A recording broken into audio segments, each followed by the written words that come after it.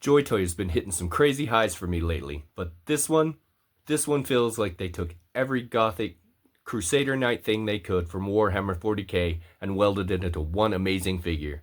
Today, we're taking a full, in-depth look at Black Templars Grand Marshal Helbrecht, one of the most ornate, most overbuilt, and most downright intimidating figures to date.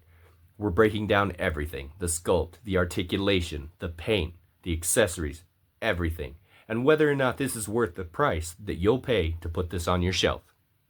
This is a leader model and it comes with a liter's worth of gear. No wasted pieces, nothing feels like it's thrown in just to pad plastic count. Inside the box, JoyToy loads you up pretty well. You get the figure itself, the massive sword, the flamer, the backpack and standard, multiple hands, and a helmeted head option. Everything here feels intentional, clean, sharp, and rooted in Helbrecht's lore. The sculpt on Helbrecht is one of the most detailed JoyToy has ever shipped with. This isn't just armor, it's architecture. Black Templars live in that gothic, knightly aesthetic, and JoyToy went all in. Layered plates, Baroque decorations, seals, inscriptions, even the chains are sculpted with intention. There's storytelling packed into the body alone. The crest, the talabret, the relics, everything is here to make Helbrecht feel like the veteran warlord who's led crusades for centuries. And unlike some previous JoyToy figures where details look soft or melted, these lines are razor clean. Every ridge, every inscription, every piece of trim reads clearly on the camera.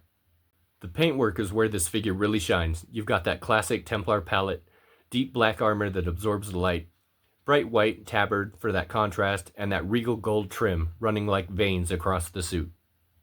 The gold isn't too warm or too yellow. It sits right for the metallic sweet spot where it looks premium rather than toy-like. Panel lining is clean. Separation between colors is crisp. No overspray, no smudging, no pooling. Everything is sharp. And something I appreciate, they kept the finish balanced. The armor is matte enough to read as ceramite, but the metals have a nice realistic sheen to them. Some people prefer dirty or weathered Templars, but lore-wise, Helbrecht should look flawless. He's a commander. He leads from the front, but he also represents order.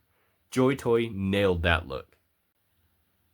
For how bulky this thing is, he moves surprisingly well. The shoulder pauldrons are on smart hinges that allow for better upward range than you would expect. The elbows get a solid bend. The wrists have a nice rotation. The torso, it looks like it shouldn't move, but it does, and it lets you get that little bit of attitude and a little spice. The legs spread well. The ankles can plant. You can get some pretty good poses with this guy. He's not a posing monster, but he doesn't really need to be. All the accessories feel premium, and each one adds something to the shelf presence. The sword is massive, almost a figure in itself. The flamer is compact but dense with detail. Nothing is flat or uninspired. The backpack standard instantly completes the silhouette. It makes him look epic. Swapping the helmet is easy. On both head options look great depending on whether you want Stoic Knight or Grim Commander energy. The build quality here is extremely solid. The plastic feels dense but not brittle. The joints are tight without feeling like they're going to seize or snap. There's no weird soft plastic, no factories using different color finishes, and no bending on thin parts like the standards or the purity seals. Mine had 0 stuck joints right out of the box, which is already a blessing, and every connection point has held firm so far. This is really good for what you get at the price and at this scale. So, final thoughts? Helbrecht is just not another Space Marine figure. He's a centerpiece, a shelf anchor. If you collect Black Templars, this is an absolute must-have. If you collect JoyToy and you want their best work, this is top tier. The sculpt is insane. The paint is beautiful. The accessories elevate him even further. And he just owns whatever space you put him in. So is he worth it? In my opinion, absolutely. This is JoyToy operating at the highest level. Thanks for watching. More JoyToy, more Warhammer, and more breakdowns coming in the future. See you on the next one. You break my heart.